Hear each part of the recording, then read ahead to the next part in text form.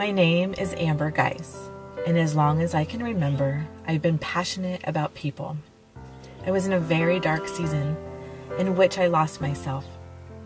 And I'm here to say, despite what others may say or do or our circumstances, we have the power to overcome and find ourselves again.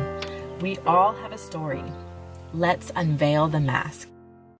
Hi guys, it's Amber here and welcome to another episode of Unveiling the Mask. And I'm super excited because I have Erin here, who is our producer and camera girl. And just like our title says, and just like I've been talking about, we all have a story and we all have a past and we all have been through darkness, and then we can also come out into the light. And so today, Erin actually is going to be sharing her story with us. Yeah, thank you for having me here, Amber. I also believe that everybody has a story, and I believe in the human triumph of obstacles and tribulation. And this is actually the first time I've ever publicly spoken about this topic verbally. I mean, I've written it in blogs, and I've talked to close friends and family about it. It was a story about a dark season of my life, but now I more see it as a season where God just tremendously blessed me and pulled me out of darkness. I guess it goes back to Halloween of 2008. I was a sophomore in college, and I met a boy at a Halloween party, and things kind of sped up quickly where we were friends, and then we decided we were going to date right away, and I didn't really get the chance to meet him and get to know him. And around the second month or third month of dating, I started to kind of feel like I didn't have strong feelings for him. But around that same time, on Valentine's Day, he and I conceived a child. So I was pregnant and 20 and you were young. And I'm young and didn't know this guy very well. And that sort of sent me spiraling into one of the toughest seasons of my life. I was an avid churchgoer, a good Christian girl. I still am. Love my Jesus. But I had been celibate for 2 years and had one moment of just getting caught up in the moment and produced this child. And it was a terrifying time for me. I was a sophomore in college. I got very sick. The pregnancy made me very sick. And my ex, he wanted to get married. He thought that was the next step. So he was taking me to the ring store, telling people that I had to marry him because this happened. And I remember going to one ring store and crying my eyes out, and the guy being like, "I don't want to sell you a ring. This girl does not want to marry you." And it was rough. It was just a really rough season where I felt like I had lost all of my human rights. We were both battling with our own things, and this is only my side of the story. He has a side of the story too. But around 5 months into the pregnancy, thought I would just cut him loose from our romantic relationship because it was not fair for me to stay in it knowing well and hard that I did not love him. And that was a very scary move for me. But we both decided that we would be friends that raised this child together. And we found out she was a girl, and we were good friends, and we knew we were going to name her Katarina. And around 2 weeks before I was due to give birth, my due date, his mother comes into town from Massachusetts, and she's visiting with him, and she's talking with me, and she's asking me, well, what are you going to do with this child? How are you going to raise her? And I was like, this is kind of strange. I'm like, I'm just going to have the baby and he's going to help me and we're going to do this thing together. We had a baby shower and half the stuff is at his house. And I gave him a car seat so he could practice driving around with a car seat in his car. And she was just like, okay. And we went to Bible study. And after Bible study, he asked to speak with me in the back room, and he invited me and my best friend back there. And he said, I'm moving to Massachusetts, and I found a family to adopt our child. And I want you to give her up for adoption. And I felt like the life had been taken out of me. But I remember feeling immensely strong and being like, I was like, you do you. Like, if you gotta go home for a while and take care of yourself and find yourself or figure it out, then do that. But this is my child. She is mine. Ever since she was a microscopic cell in my body, she was mine. And if he knew anything about me, he would know that I would die if that child were anywhere else but with me. And it was just one of those moments where I was like, you go do your thing, but I've got this. And it was a rough season. We tried to get him to stay. My dad tried to convince him to stay. And it just boiled down to, he was like, if I can't have her and the baby, I want neither. And so he moved to Massachusetts, and here I was, 21 at this point, just thinking, I have this baby and I'm about to conquer the world, just me and this baby, and she's going to be my person, and this is the rest of my life. And it was a very, very challenging, dark time for me. It was very taboo in my church circle. I was just gonna say, like, I grew up in a really religious church, and there's things you're not supposed to do, as you know, and it's talked about since you're a little girl. Like, you're supposed to wait till you're married, and you're supposed to act a certain way and do things a certain way. I mean, I know that's how I was raised, and sometimes life, that's not how it works. But did you, I followed all the rules. I was the virgin on my wedding. I did all these right things, and I am still here now, divorced. And my life didn't work out the way it was. We all have to live our own journey. We all have to make our own choices. Did you have a support group when you're 20? You're so young. Like, did you have people that you could talk to? I did. I had an incredible group of friends who are still my friends today. That fellowship was so important during that time.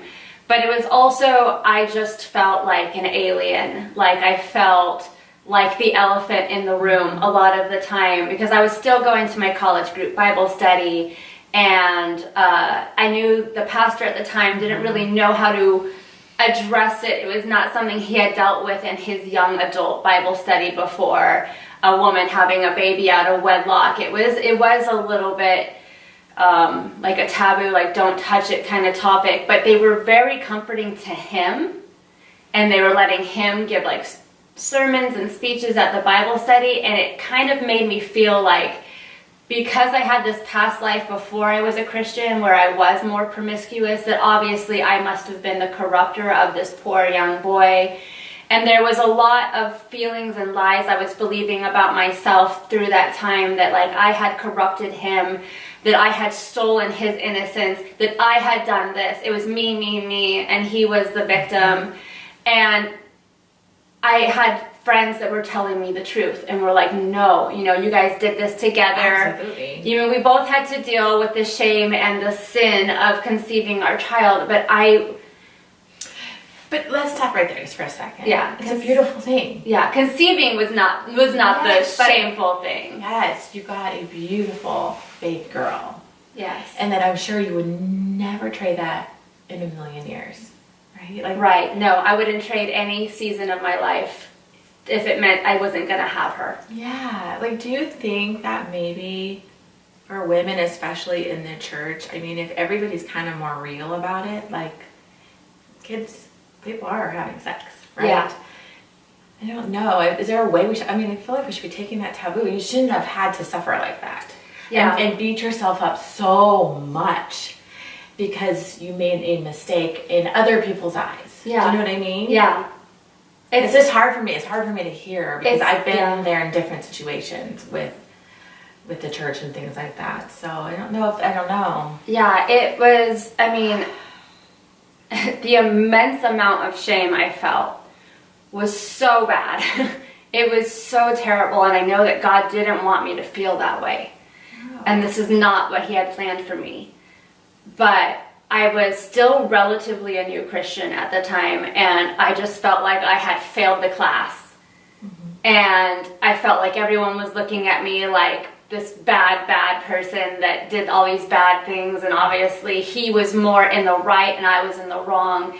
And I believed all these lies about myself, and I didn't know what lies people had believed about me, and I wasn't communicating with people about that. And a lot of my guy friends that I had in my church group, I stopped talking to because they were talking to him, and I didn't know what they had believed about me. And then this is where things start to turn around. I was in a small girls group Bible study, and it was like the one time I left the house because I was in my mom cave the rest of the time, just sulking in it, kind of. And I had a 5-month-old baby, and one of the girls in my Bible study said, "Hey, let's get you out of the house this weekend. Let's take you, my boyfriend's having this birthday in his family's cabin. Like, let's go out for the weekend. His parents will help with the baby. You can start to feel a sense of normalcy." And I was like, sure. And I hardly knew her. Like, she was probably the person in the group that I knew the least. And so, but I was like, something else. Yeah. And so we go out there, and I'm like asking her, who's going to be here? You know, hoping it's people from my church that I know. And she didn't really list any. I think she was confused about the question. But we get there, and it's all of the guys. And I was like, oh crap. Like, I didn't know. And she kind of took off and did her thing with like her boyfriend's parents, and I was with all these dudes in this cabin with my baby, and I was and you're what, 21? 21. Oh my goodness. And I'm all, hey, we didn't talk about anything. We just we played board games, we shot guns, we went on a night hike. But then around 3 o'clock in the morning, we were sitting in the living room, and like the fire was going, or we were near a fireplace. I don't even know if it was on. I can't remember. And one of them just broke the silence and was like, so we think what your ex did was wrong, and we want to know your story. And I can't tell you how bad I wanted to hear that, because I had felt like I was so evil for so long, and that nobody could understand how bad I was suffering, because I didn't think I had a story. I think as you start believing, it's so easy to believe the words of others, and that becomes our story. We believe it so deep down. Yeah. I started to believe I was letting other people have the power to define me. And I gotta say, that was the weekend that God put me in a cabin with a bunch of boys and healed me, because I was like, after that, me and all of those guys became best friends. They would invite me over with the baby. They would take turns keeping the baby in their room so I could watch, you know, TV with them and whatever. And there was like 6 of them. They all lived together, and one of them is my now husband. Wow. And I just remember, I mean, that's a whole other story in itself. But yeah, I met my husband in a cabin in the middle of the woods. We could say that. With your little baby. With my 5-month-old baby, and we were both 21, and he fell in love with me and my baby, and we've been together ever since. And when we got married when she was 2, and when she was 3, his adoption of her went all the way through, and so she has the same last name as us, and we're one complete family. And she has known him since she was 5 months old, and he is her father. And she does know this story, but she's very happy. She's a very happy child, and it's totally a blessing. Yeah. I think she, when she gets older, she's going to be so proud of you. I mean, I think it's so good that you shared. And what's some advice that you would give someone going through the same situation right now? Young, pregnant, maybe feeling so alone, and especially living with shame. Like, what would you tell someone that's in your shoes, or someone right now in your shoes? Oh, yeah. There's many people right now in my shoes. Oh, I didn't prepare for this part. I guess I would just say, you are not alone. That's number one. You are never alone. Talk about it. Find somebody to talk about it with. There's no better therapy than talking to a very understanding friend. And if you don't have that kind of person in your life, seek out a therapist. I mean, find somebody who can speak truth into your life, because the lies that you are hearing and the fear that you are feeling are lies. They're just, absolutely, they are not true. There is nothing standing between you and love and happiness except for these lies and this fear. And because you are loved, you are worthy. So you had sex with someone, you know, people have sex all the time, and people we are human. We're all human. Break. And you know what? And truly, a mistake, but at the same time, it's also truly a gift. It's a gift if you can look at it like a gift. But yeah, find your people maybe, huh? Like, I just think you're so brave, and I want to say thank you for sharing. And I just hope too that the church and people maybe in ministry dealing with teenage girls especially, I hope that we can change some of these patterns, because I've been in that situation. I've carried a lot of shame for a long time because I felt like I wasn't perfect in the church's eyes or in God's eyes, and that's just simply not true. No, you are perfect in God's eyes. You are created in His image, and it's just as you are. As you are. As you are. Come as you are. Yeah. That's what He's constantly saying. Come as you are. And it's really just the lies of people, of opinions of people that we allow to have power over us. And that's what's hard to deal with in this broken world. Yeah, and I think it's just hard to let that story go. The pattern and the loop that we convince ourselves. The words of others, we can just create darkness within, rather than changing that loop and saying, no, I am worthy, I am love, I am giving love. Yeah. And I'm going through the world in that space. So thank you. You're welcome. I know that wasn't easy.